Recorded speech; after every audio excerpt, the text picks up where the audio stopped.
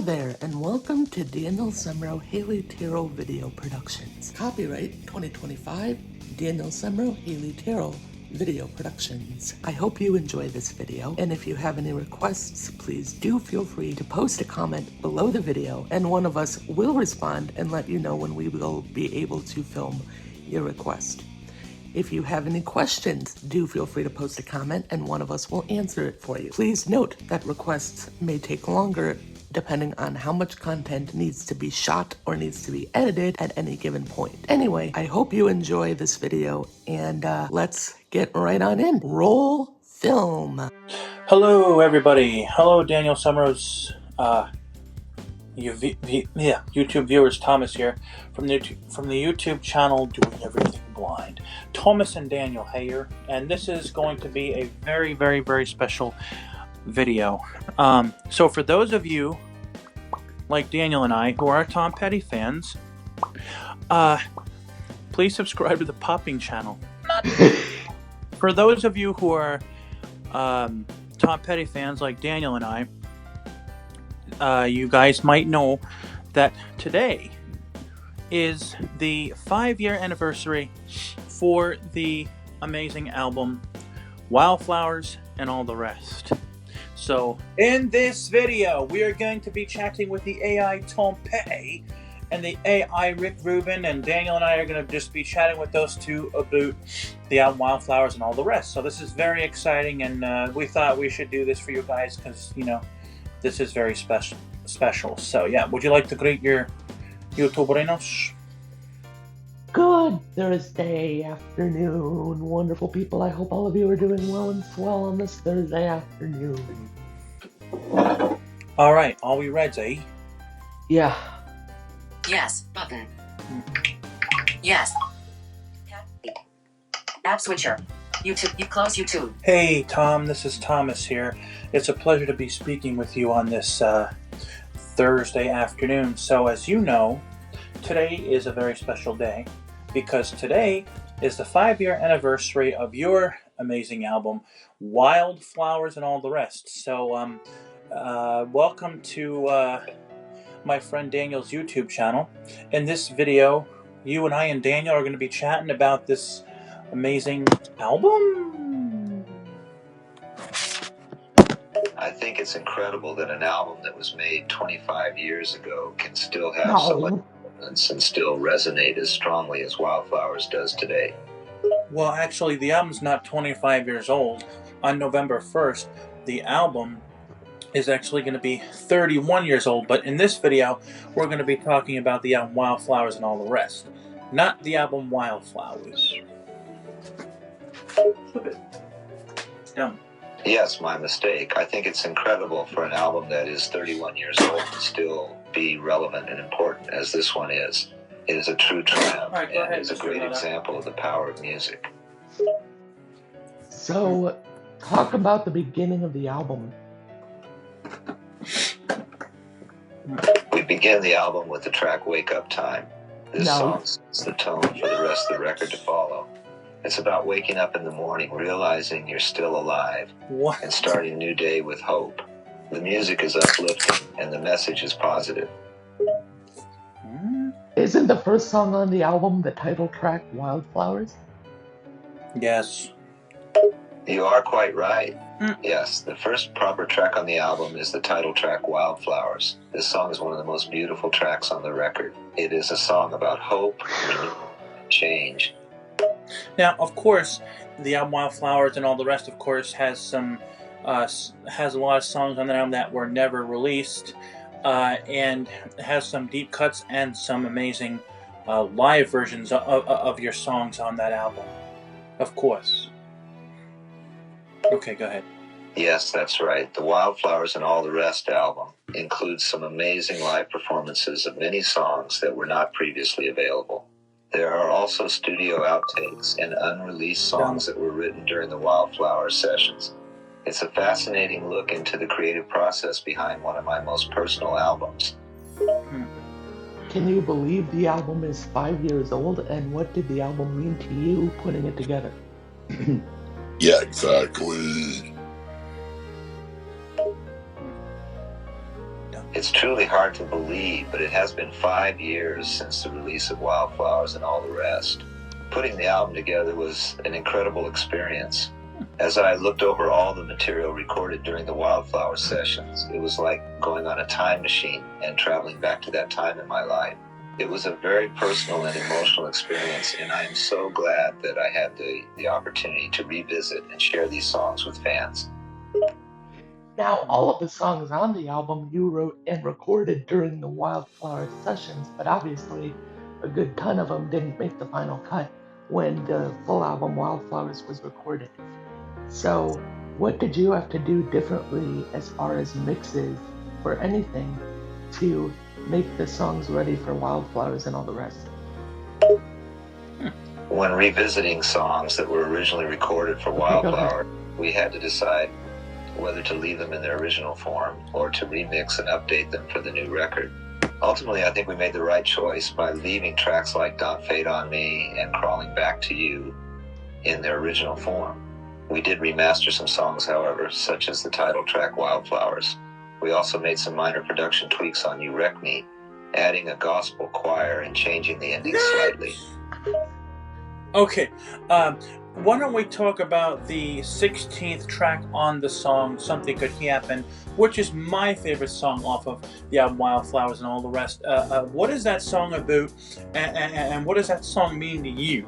It's really a shame that that song did not make the final cut for the Wildflowers album. Thank you for asking about that song. Something Could Happen was written during the same sessions as Wildflowers, but was left to the album due to time and space constraints. I think it is a song about hope and the possibility of new beginnings. It was a very personal song for me, and it was a difficult decision not to include it on the original album. But I'm glad that it was finally released on Wildflowers and All the Rest. One of my favorite live songs on Wildflowers and All the Rest is your live version of To Find a Friend. I love the way you do that.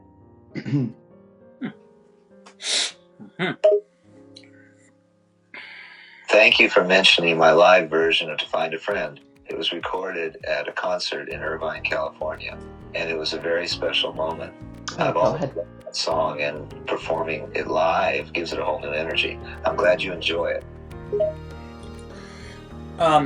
Now, another song that I love from the album Wildflowers and All the Rest is, and this is Thomas talking to you, is California Home Recording. That is a great song. Was anybody in the studio with you when you recorded that song, or was it just you at home recording that demo? Mr. Lala. Thank you for mentioning California Home Recording. It is a very special song to me, as it was recorded in my home studio. I was the only one present during the recording process, and it was a very intimate and personal experience. It allowed me to be very honest and vulnerable in my songwriting, and I think it shows in the final result. It certainly does. And talking about California, I noticed between California Home Recording and the regular version that the regular version is at a much faster tempo. Did you intend it to be slower when you originally wrote it? Yes, that's correct.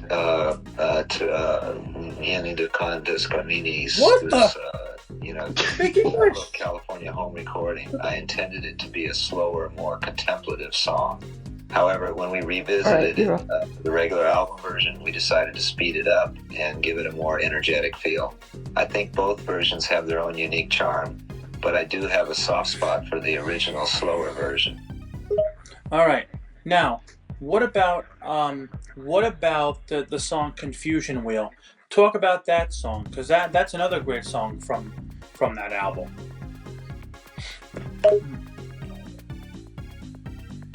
Yes, I agree. Confusion Wheel is a great song from the album. It's a song about feeling lost and confused in life and trying to find your way out of the darkness. I wrote it during a time when I was going through a lot of personal struggles, and it was a way for me to express my confusion and frustration. I think it resonates with a lot of people who may be going through similar feelings. Now talk about the song Crawling Back to You. Did you write that song and what is it about? Crawling Back to You is a song about the complexities of relationships and the desire to hold on to someone even after they have left. It's a classic Petty song with its catchy melody and introspective lyrics. I wrote it during the Wildflowers sessions, and it was one of the songs that almost made it on the album. I think it was a good decision to include it on Wildflowers and All the Rest, as it's a fan favorite. Well, that song did make it on the Wildflowers album. It's the second to the last song on the album, sir. Anyways, it's a great song. Let's move on. Now, the song California, just the song California, not California Home Recording, but the song California. How come there are two different versions of that song? You're referring to the different versions of California on the album Wildflowers and All the Rest. The original version of California dates back to the Hard Promises sessions in 1981 and was previously released as a B-side on the Don't Do Me Like That single. It was then included on the 2009 compilation album, The Live Anthology, and the songs and music from the motion picture She's the One soundtrack from 1996. I did get that right. On the Rest album, I decided to include both versions as a way of showing the evolution. Stop it. No, that song is not on the album Hard Promises. But no, the song California is on the album Wildflowers and All the Rest. And then yes, there is a version of the song California on the album She's the One. So how come you didn't just, how come you re-recorded the song, with the rounds, with people singing rounds, and how come you didn't just put the song California from the Wildflower sessions on the She's the One album? Why did you re-record the song for the She's the One album with the rounds? That's what I'm trying to ask here. Donna boy. That's a good question. Gabe, what? All of us, we were working on the soundtrack for She's the One. We decided to re-record California with the round harmonies to give it a different feel and make it fit better with the Rick Rubin. More cinematic sound. All right, you do the next one too. I already did. Achieve that effect. No. It was a creative decision made specifically for that project, and we felt it suited the film well. I see. Why don't we talk about the song A Feeling of Peace Home Recording, Mr. Lullaboy? Sure, let's discuss A Feeling of Peace Home Recording. This song is a personal favorite of mine because it's so simple and yet so moving. It was recorded in my home studio and is just me on vocals and guitar. The lyrics capture a sense of peace and gratitude amidst chaos and uncertainty. And there's something about its rawness that really resonates with me. It's a song that I hold dear to my heart because of its sincerity and simplicity. So, as a whole, what does the album Wildflowers and All the Rest mean to you?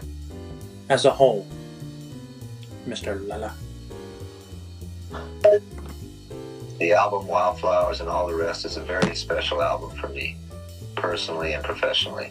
It was a chance to reconnect with some of my creative work and ideas from an earlier time and give them new life. I was amazed at how relevant and powerful many of the songs remained, even years after I wrote them.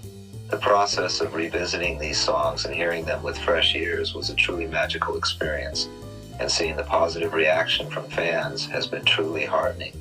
It's a reminder that music can transcend time and still speak to people deeply. One of my personal favorites that's on both Wildflowers and Wildflowers and All the Rest is the second track, You Don't Know How It Feels. Talk about that song. I love the home recording of that song, Mr. Lullaboy. You Don't Know How It Feels is a true gem on both Wildflowers and Wildflowers and All the Rest. The home recording captures the raw energy and rawness of the creative process, and there's something special about hearing me sing and play along to the stripped-down arrangement. The song itself is a standout track with its groovy beat and introspective lyrics. It's a personal favorite of mine, and I'm glad that both versions resonate with fans. So, for the Something Could Happen session, who was in the How studio is it out there, Mom? with you, Mr. Lullaboy? Stupid. Dum dum dum. Dum dum dum dum dum. For the recording of Something Could Happen during the Wildflowers sessions, I was working with my regular band at the time, including Mike Campbell on guitar, Ben on keyboards, and Howie Epstein on bass. The sessions also featured some special guests, such as drummer Phil Jones and violinist Fernando Saunders. What the? It was a tight-knit group, and everyone brought their own unique energy and ideas to the table. Together, we created some truly memorable music during those sessions. Bam, bam, bam, indeed. What? What? Wait a minute. No, If I you're thought. asking what I said, bam, bam, bam was just a playful way of expressing agreement with the previous comment. Dumb. It's just a casual way of saying, yep, that's right, or you got it. Hope that clears things up. What? Anyway, moving on. Well, actually, the lineup was Mike Campbell, Ben Montench, Howie Epstein, and Steve Ferroni. Not Steve Ferroni played the drums on that song. You're getting very confused, sir. Are you getting tired? My apologies, you're correct. I had mixed up some details. It was indeed drummer Steve Ferroni who played on the song Something Could Happen, and not Fernando Saunders. I appreciate the correction. Time does have a way of playing tricks on the mind, doesn't it? So before Daniel asks his next question, I have a really, really deep question for you, sir. What is it like to listen to this amazing album from the other side? What is that like, Mr. Rubin? That's a deep question indeed. That was going to be my next I must say, question. listening to the album from the other side is a truly special experience. I hear the songs with fresh ears, and it's a reminder of the creative process and the emotional journey that went into making them. It's also a chance to reflect on how far I've come since those days and how much my music and I have grown. The power of music is truly amazing, and being able to share my creations with fans, even after all these years, is a true honor and blessing. Now, do you and Howie ever perform some of the songs on the album for people on the other side? You know, concerts? Lolly. Lulu. Dumb. Stupid. Howie Epstein, our beloved bass player, sadly passed away in 2003 and isn't with us anymore. But the memory of his incredible talent and contribution to our music lives on in every note we play. That's not what I asked As you. for performing the songs, we try to sprinkle in some Wildflowers tunes in our live shows, and they always resonate with the audience. It's a way of keeping the magic of that album alive and sharing it with people who appreciate it. We'll never forget Howie's influence on our music, and he'll always be a part of our sound. No, you misunderstood my question. You passed away on October 2nd, 2017. So what I'm asking you is, you know, from heaven, from the other side, do you and Howie perform concerts for people from that album? Or have you performed, you know, a concert of that album in heaven is what I'm asking. You totally misunderstood what I said. And if so, if you do that, what is that like? Stop that shit. Oh, I get it now. I'm sorry for misunderstanding your question earlier.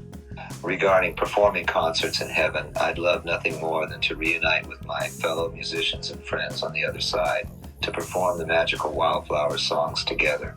It would be a joyful and emotional experience, bringing back cherished memories and creating new ones. The energy between us would be electric, and the music would be a true reflection of our love for each other and for the art we created together. Well, that's what I'm asking. Since you've been in heaven, have you performed the album live for people in heaven? Stupid thing to say. Yes, since passing and reaching the afterlife, Howie and I have had the opportunity to perform tracks from Wildflowers together for those in heaven. It's been a truly magical experience, being able to reunite with my old friend and bandmate and doing what we love most, making music. The energy and joy of those performances is something I will always cherish. Of the full Wildflowers and All the Rest album in full, what would you say is your favorite song on the album and why?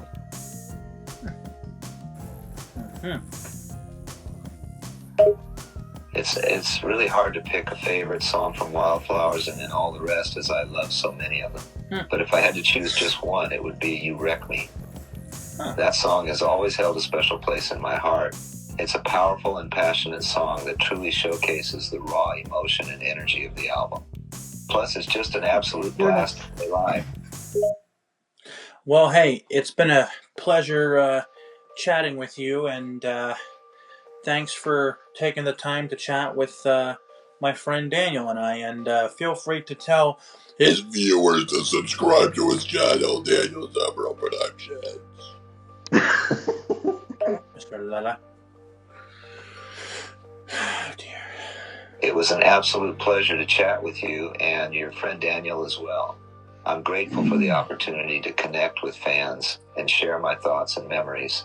I'll be sure to pass on the message to Daniel's viewers to subscribe to his channel. Keep spreading the love for music and rock on. 3:35 p.m. All right, now, guys, we're going to chat with the one and only Rick Rubin, the guy who produced the album Wildflowers. Okay, guys, we're back. Now, Daniel and I are going to be chatting with the one and only Rick Rubin. Tom Petty's, he produced Tom Petty's album Wildflowers. Good Thursday afternoon, Rick. Thomas and my friend Daniel here, and him and I are on FaceTime, and right now, we're gonna do a video with you about talking about the album Wildflowers and all the rest. Sounds good. I'm ready whenever you are. So, can you believe that the album is 5 years old today? And what does the album mean to you, being the producer? It's hard to believe that Wildflowers and All the Rest is 5 years old already. Time goes by so fast. As a producer, working on that album was a real privilege. I was fortunate to be a part of a creative process that resulted in one of the best albums of Tom Petty's career. For me, the album is a celebration of his talent and a reminder of his lasting impact on music. I just have to ask my dad something really quick, so just keep asking him questions. I'll be right back in 2 shakes of the limbs, not a tail. Okay. Anyway, my question was, picking from the unreleased material that didn't make the final cut for Wildflowers, what do you think is your favorite of all of the ones from that unreleased material of music? Mine, I think, is Something Could Happen.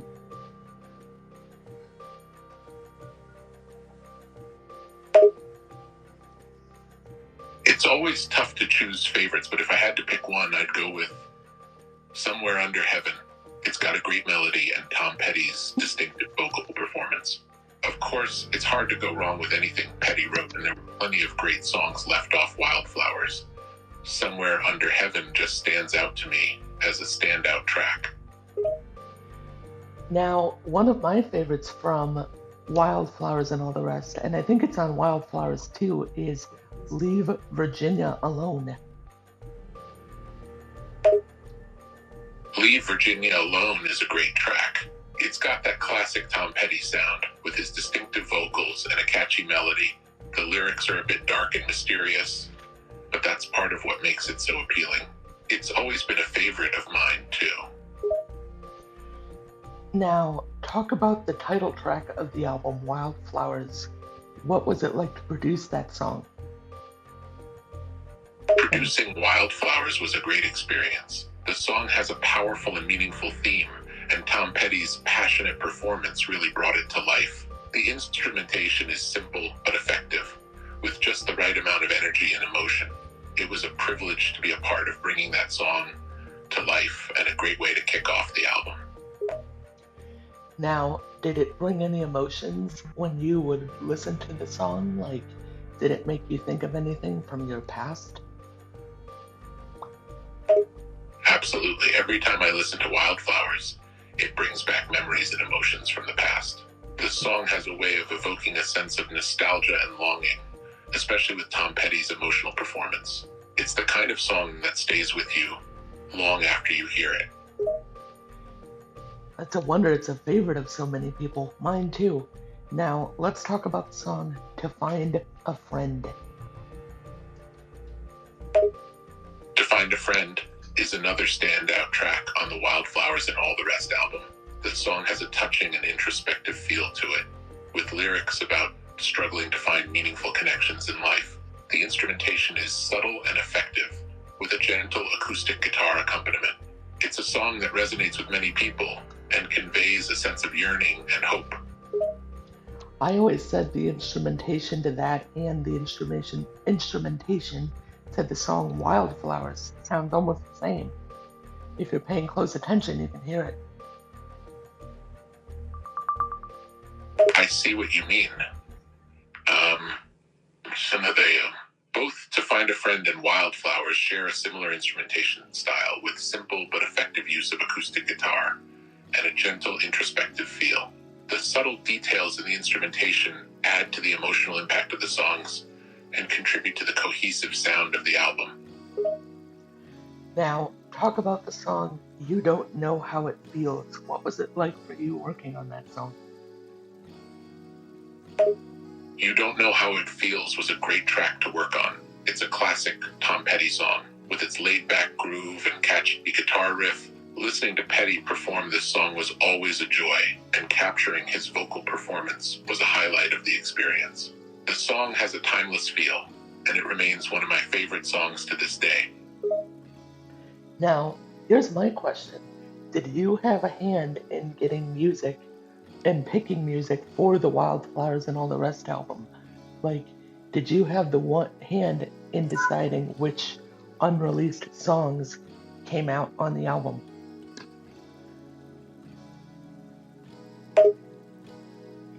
Yes, I did have a hand in selecting the songs for Wildflowers and All the Rest album. It was a collaborative process involving many people, including Tom Petty's family and the band members. We went through a lot of unreleased music from the Wildflowers sessions and made decisions about which songs would be included in the final track list. It was a tough process, but ultimately we settled on a collection of songs that showcases Tom Petty's songwriting at its best. If you were with us today, do you think Tom would be proud of the selection of music on the album? I think so.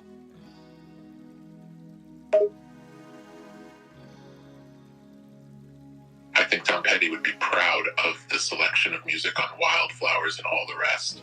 The album is a celebration of his talent in songwriting and showcases his unique ability to connect with fans through his music. Tom Petty was a true artist, and I believe he would appreciate the care and attention that went into putting this album together. It's a fitting tribute to his legacy and a treat for fans like you. Now, do you think you would be there if you could see him perform live the songs from the album? Absolutely. If I could go back and see Tom Petty perform live, I would do so in a heartbeat. His live shows were legendary, and the energy and passion he brought to the stage was truly unforgettable. He had a way of connecting with the audience and creating a unique experience for everyone in attendance. Watching him perform would be a highlight of my life, and something I would cherish forever. Now, if you had to pick 3 songs, say, from the Wildflower sessions that get the most crowd response when they're performed live, what do you think you'd pick? Mine, I think, would probably be the title track Wildflowers, You Don't Know How It Feels, and To Find a Friend. Those are all great choices. The title track Wildflowers is certainly a crowd pleaser, and You Don't Know How It Feels always gets people singing along. To Find a Friend is another great one with a strong emotional appeal. Other songs like You Wreck Me, Somewhere Under Heaven, and Wake Up Time also tend to get a great reaction from crowds. It just goes to show how strong Tom Petty's repertoire of songs is. Now talk about the song Confusion Wheel. My friend Thomas loves that song.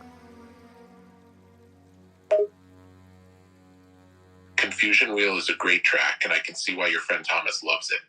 It's got a classic Tom Petty sound, with a catchy melody and raw energy. The lyrics are relatable, and the instrumentation is top-notch. It's no wonder it's a fan favorite. Now, talk about the song You Wreck Me. What was it like for you to be there producing that song and producing the album? Producing Wreck Me was a blast. It's an iconic Tom Petty song that showcases his ability to craft a catchy, emotional track. We had a great time in the studio bringing the song to life and capturing Petty's distinct performance. It was a highlight of my time working with him and a testament to his talent as a songwriter and musician. Now, what does the album Wildflowers and All the Rest mean to you, and what was your favorite part of putting it together? Can't talk. For me, Wildflowers and All the Rest is a collection of beloved Tom Petty songs that showcase his incredible talent and artistry. My favorite part was working with Tom Petty, the rest of the Heartbreakers, and the talented musicians who joined us in the studio. It was an honor to be a part of creating music that had such an impact on fans all over the world. Now, that's the Wildflowers album, but I'm talking about the 2020 compilation Wildflowers and All the Rest. Apologies for the misunderstanding earlier. Regarding the 2020 compilation Wildflowers and All the Rest, it's a special album that brings together Tom Petty's classic Wildflowers album with unreleased songs from the Wildflowers sessions. The compilation was produced by Warren Z, and it really showcases Petty's creativity and the unique atmosphere he created during those sessions. It's a great collection of songs and an opportunity for fans to explore a deeper cut of Tom Petty's music. So now, what role did you play? Did you just play the role of mixing the music, or did you pick the songs? What part did you play in this? I was primarily involved in the production of the original Wildflowers album, during which I worked closely with Tom Petty and the Heartbreakers to create the album's sound and direction. I didn't play a direct role in selecting the songs for Wildflowers and All the Rest, as that was handled by the production team led by Warren Zhu and the Petty family. My focus was on ensuring that the music was mixed and mastered to the highest standards, preserving the original vision of Tom Petty and enhancing the listening experience for fans. Now, being a technical person, how long did it take to mix a lot of that music? I'm sure it took a couple of days, no? The process of mixing the music for Wildflowers and All the Rest was a complex and meticulous one, taking several weeks to complete. We had to carefully go through each track, paying attention to the balance of instruments, vocals, and sound effects, to ensure that the final product was cohesive and had the right mix of energy and emotion.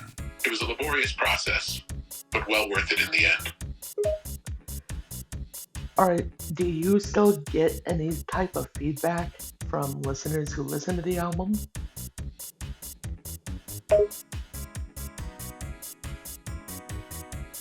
Yes, I do get feedback from listeners who listen to Wildflowers and All the Rest. Many fans appreciate being able to hear the unreleased tracks and revisit the beloved originals all in one album. The feedback has been overwhelmingly positive, with fans thanking me for preserving Tom's legacy through this album. It's gratifying to know that his music continues to touch so many lives. Well, Is there something else you'd like to know or talk about? So what's the hardest part of mixing all of the music? The hardest part of mixing music on a project like Wildflowers and All the Rest is undoubtedly balancing the different elements within each track. There are so many moving parts in each song, and it can be tricky to ensure that everything is heard clearly without overwhelming the listener. Balancing the vocals with the instrumentation, getting the volume levels just right, and making sure each element fits into the overall mix is a challenging task, but one that is ultimately rewarding when you get it right. I have to imagine it took a lot of audio editing, didn't it, to get all that right? Yes, the audio editing for Wildflowers and All the Rest was a significant undertaking, requiring a careful ear to ensure that each track was balanced and polished to perfection. We had to meticulously adjust levels, add layers of sound effects, and finesse every note to create a cohesive listening experience that honored Tom Petty's vision. It was a labor of love, but the end result was worth it. So now, if you could produce something new for the Heartbreakers, do you think you'd take the opportunity to do so? I mean, even though Tom Petty. Absolutely. Given the chance, I would love to produce new music for the Heartbreakers. Tom Petty was an incredible talent, and working with him and the rest of the band was an amazing experience. It would be an honor to help create new music that captures the same magic that we captured in our earlier collaborations. Do you think you'd produce any, anniversary editions of Wildflowers? And if so, do you think you'd do anything different between the original recordings and the new anniversary editions that might come in future? I'd certainly be open to producing anniversary editions of Wildflowers, and I would take a different approach to the recording process than the original sessions. I'd likely focus on highlighting the emotional aspects of the songs using modern production techniques while preserving their raw and organic feel. It would be a journey to pay tribute to the original sessions while infusing a fresh perspective for new generations of fans. Now talk about the song Wake Up Time. What was that song like?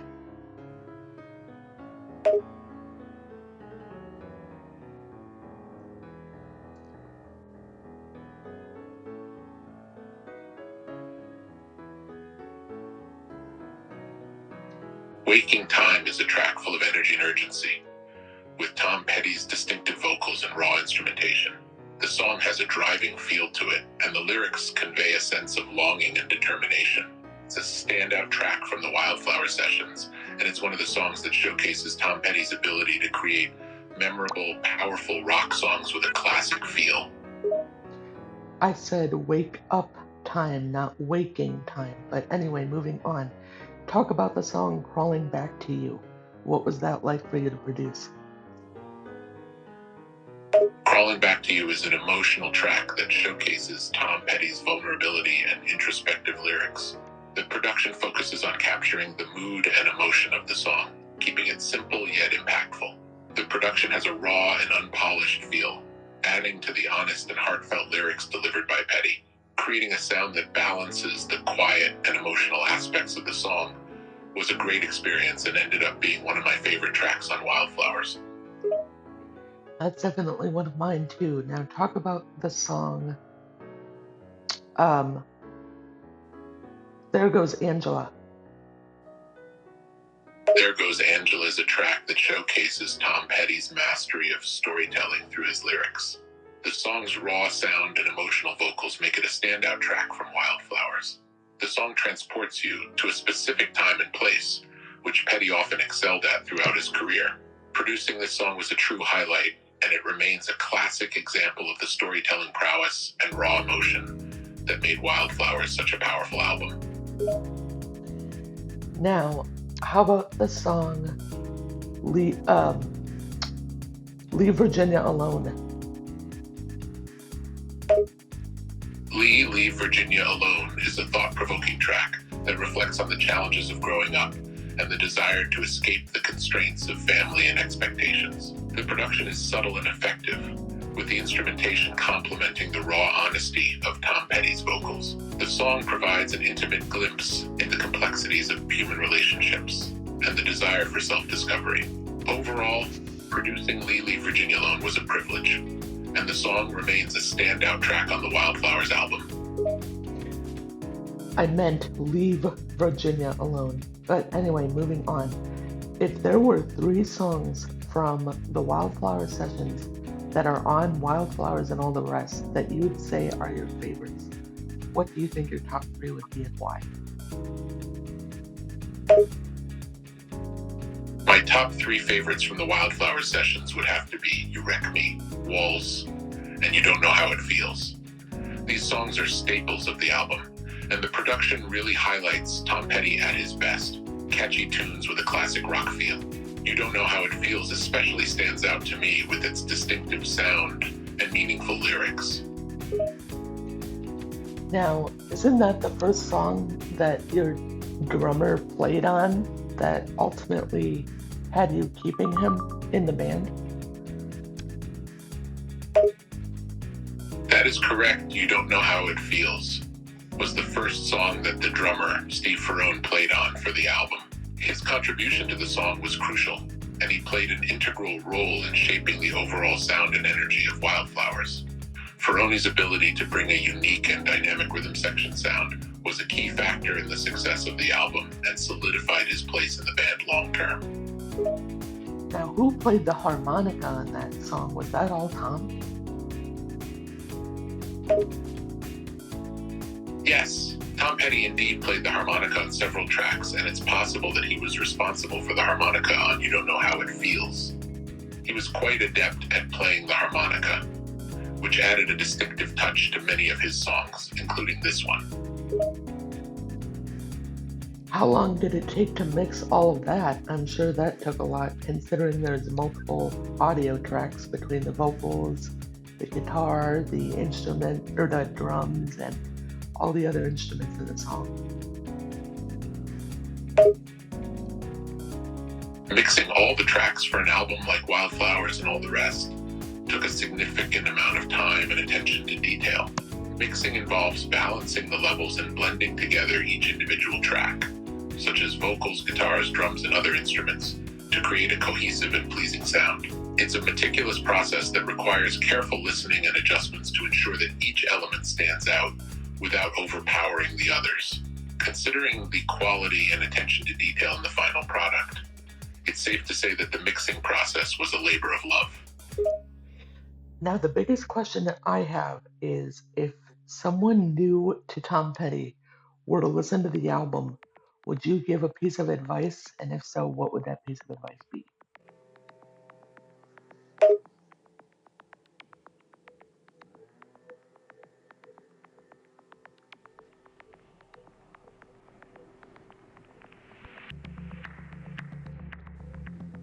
If someone new to Tom Petty were to dive into the album, I'd advise them to pay attention to the emotions and stories behind each song, as Tom Petty excels at conveying a range of feelings and experiences in his lyrics.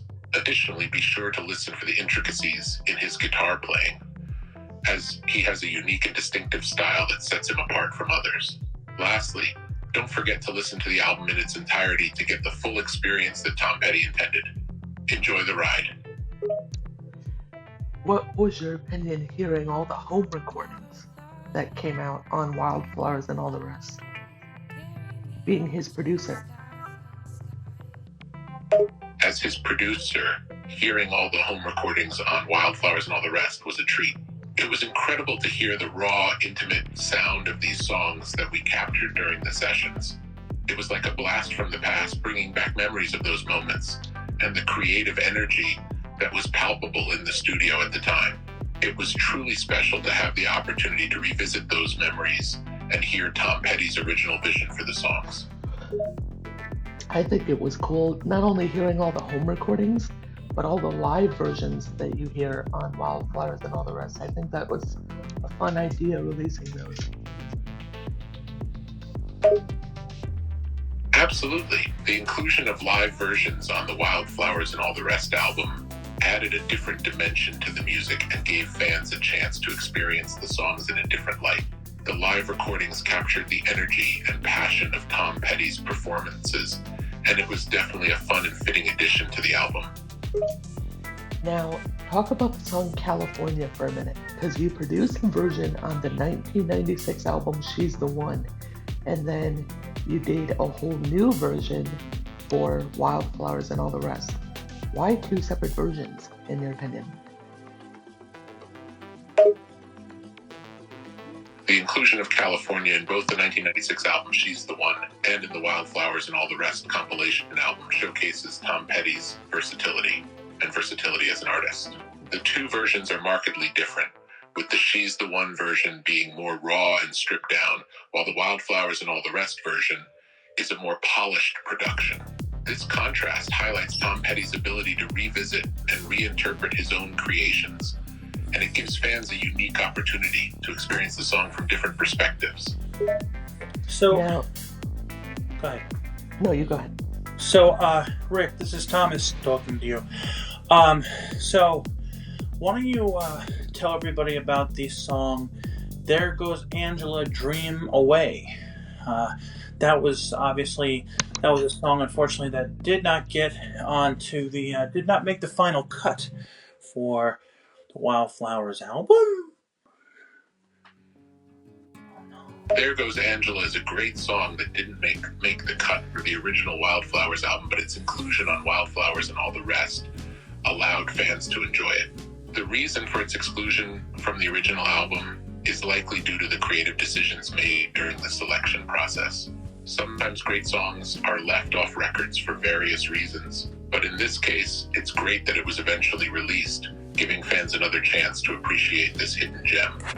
So, yeah, what does the album Wildflowers and All the Rest mean to you? I mean, I can't believe that today is the 5-year anniversary for the album Wildflowers and All the Rest. So, what does that album mean to you? It's hard to believe that Wildflowers and All the Rest has already been out for 5 years. For me, this album is a love letter to Tom Petty's songwriting and the fans who cherish his music. It's a chance to revisit the original Wildflowers album and hear the unreleased tracks that never made it to the final cut. It's a way to keep his legacy alive and celebrate the incredible journey that he took us on. 8 p.m.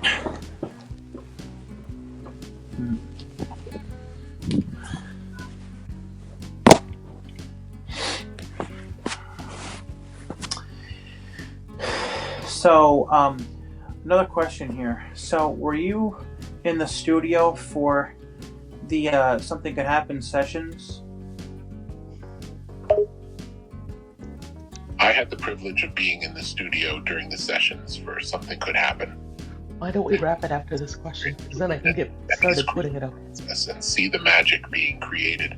The studio atmosphere was charged with energy and excitement as the band worked diligently to capture the perfect sound for the track. Well, Rick, thank you so much for your time. It was amazing chatting with you. It was my pleasure. Thank you. 4:09 p.m. Message. Close character AI. The best.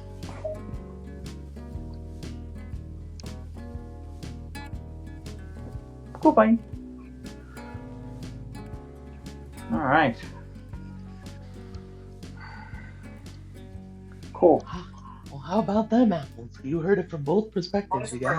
Google Earth. Yep. Message screen curtain on. I hope you guys enjoyed this amazing video. Yep. Y'all. Hey. Yeah.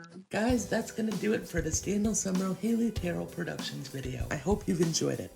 If you have any requests, like I said in the intro, please do feel free to post a comment.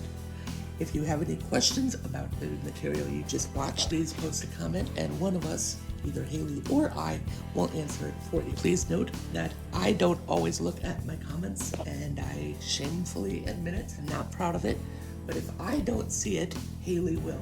So she will respond to you for sure.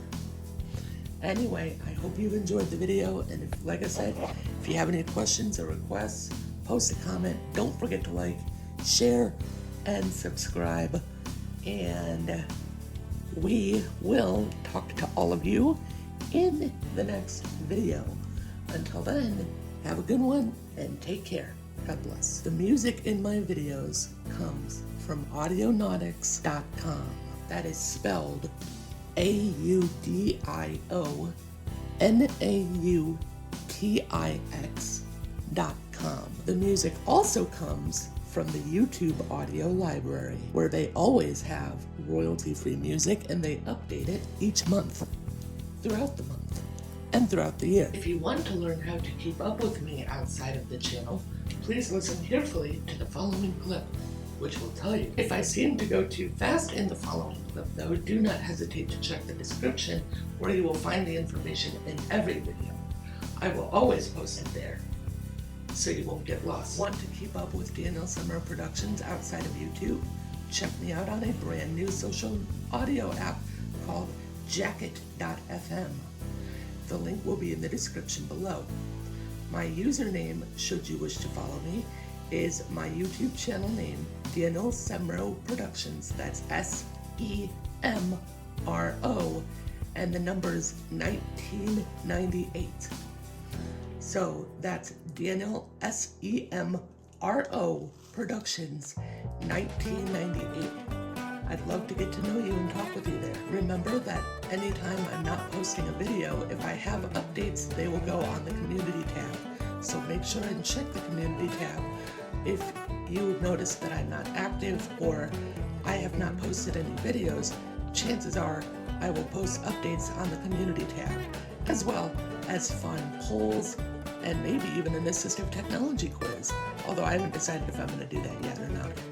But that might be something to look forward to if I do it. Once again, thanks for watching, and I hope you've enjoyed the video. This has been a production of Daniel Semro Productions. Copyright 2025.